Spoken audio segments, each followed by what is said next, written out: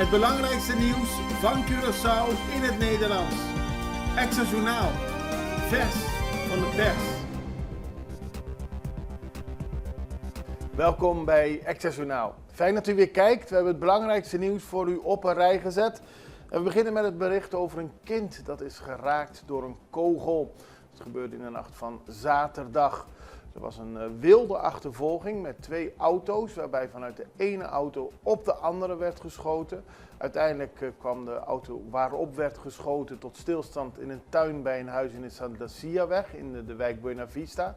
Daar zag de vader, die achter het stuur zat, dat zijn zoontje, die in de auto zat, geraakt was door een kogel.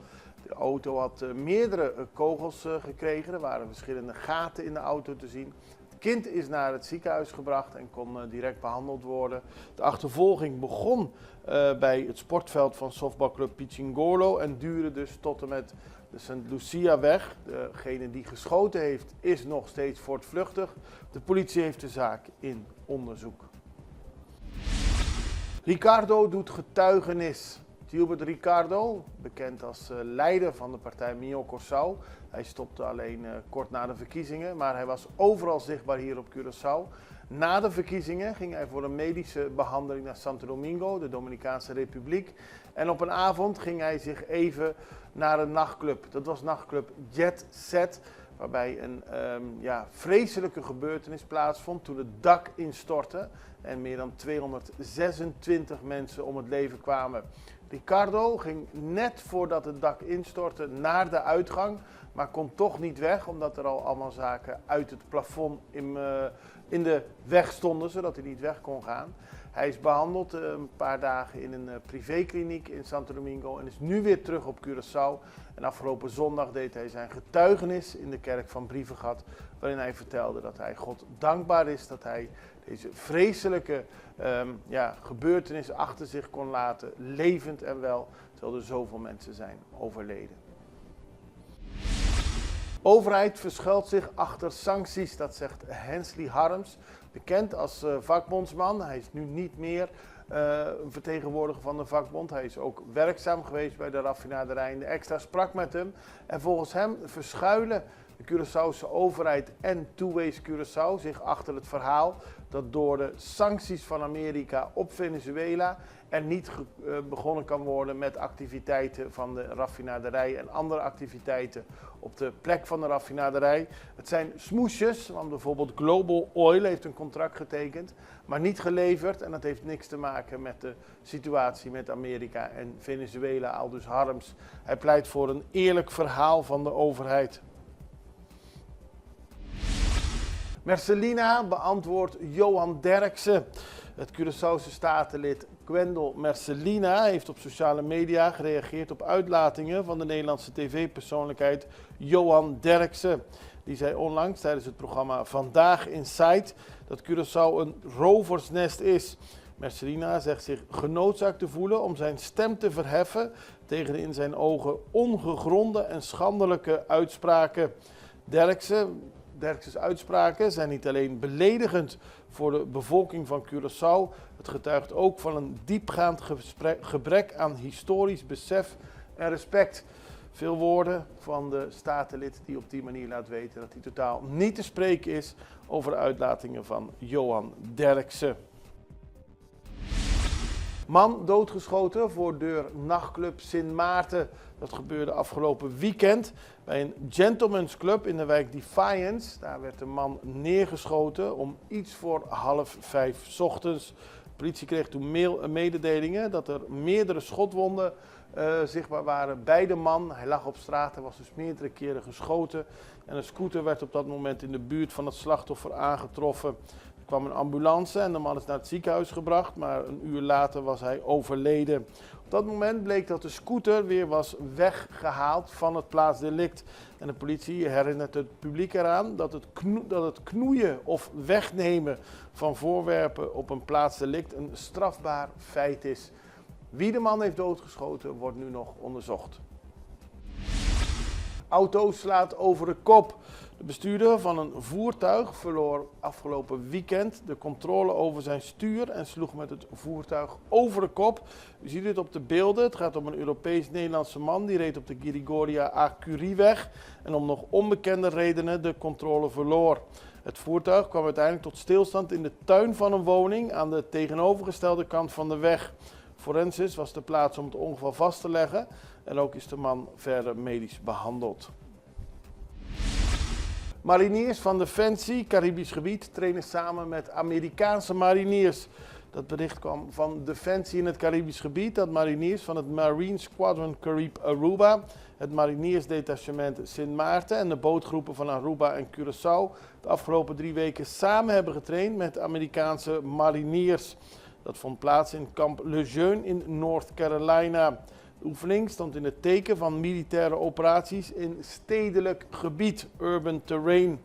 Defensie Caribisch gebied werkt al jarenlang samen met de Amerikaanse mariniers. En daarmee zijn we aan een break gekomen van ons programma. We zijn zo terug met meer nieuws. Extra in Nederland. Van Amsterdam tot Arnhem, van Groningen tot Maastricht, Extra is erbij. Volg Extra Digitaal en blijf op de hoogte van de belangrijkste ontwikkelingen in Nederland. Extra Digitaal is te zien op verschillende platforms en kanalen zoals WhatsApp, YouTube, Facebook, Instagram en ook TikTok.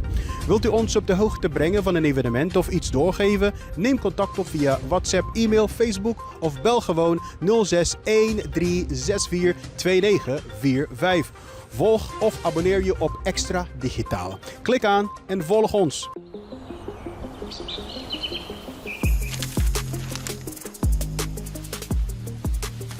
Welkom op Curaçao, een van de mooiste eilanden in de Caribiën. Een ware parel. En het is een eiland waar je van heel veel zaken kunt genieten. Van de natuur, van de zee, van het eten, van de mensen en zoveel meer.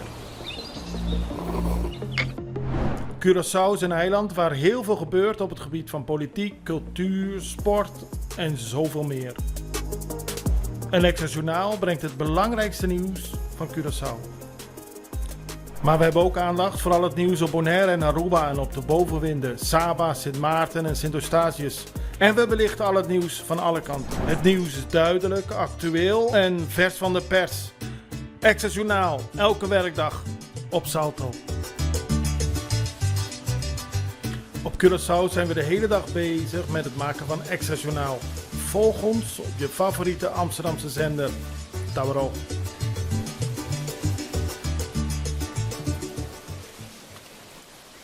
We beginnen op Aruba. 2 Nederlandse zussen zijn om hun leven gekomen tijdens hun vakantie op Aruba. Afgelopen donderdag gingen ze snorkelen en kwam een van de 2 in de problemen. De andere vrouw ging haar zus helpen, maar kwam daarbij ook in de problemen.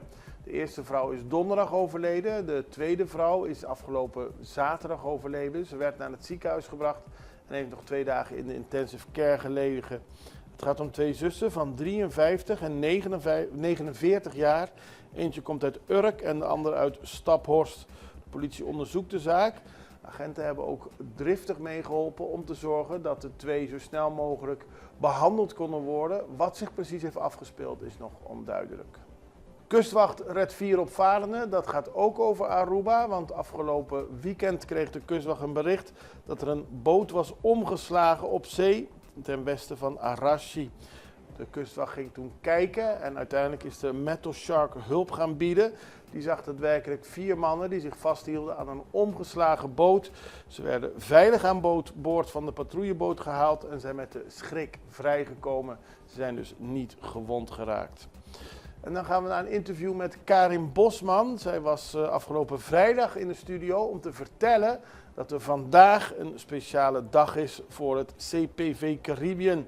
Dat is het kenniscentrum en inspiratieplatform voor organisaties, vertrouwenspersonen en bedrijfsmaatschappelijke werkers die zich structureel willen inzetten aan sociale en psychologische veiligheid. Het heeft allemaal te maken met onder meer de Report-app van Karin Bosman en het onderzoek dat zij eerder heeft gedaan naar veiligheid op de werkvloer. Daaruit kwam naar voren dat veel mensen op Curaçao zich soms onveilig bejegend voelen en dat ze daadwerkelijk iemand willen hebben om daarover te kunnen praten. Hoe organiseer je dat als bedrijf? Daar gaat allemaal deze CPV Caribbean over en Karin Bosman legt uit.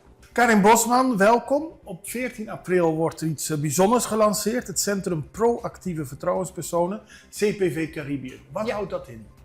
Nou, dat is een platform wat gelanceerd wordt, inderdaad wat je zegt, op 14 april. En dat is een antwoord wat we geven op de uitkomst van het onderzoek, welke we gepresenteerd hebben via de SER en aan de overheid op het thema sociale en psychologische veiligheid. Dus het platform staat voor kennis en expertise en het heel laagdrempelig maken om mensen proactief aan de slag te laten gaan op sociale veiligheid. Ja, want dat onderzoek werd vorig jaar gepresenteerd en dit is zeg maar om te laten zien dat mensen daadwerkelijk iets ermee kunnen doen, zeg maar. Ja, want we hadden gezien dat 80% wel eens te maken had met ongewenst gedrag in dat onderzoek. Hè. Dat waren de highlights feitelijk. Nou, hoge cijfers. Hele hoge cijfers, maar niet gek voor ons, hè, want we zien dat in heel veel landen.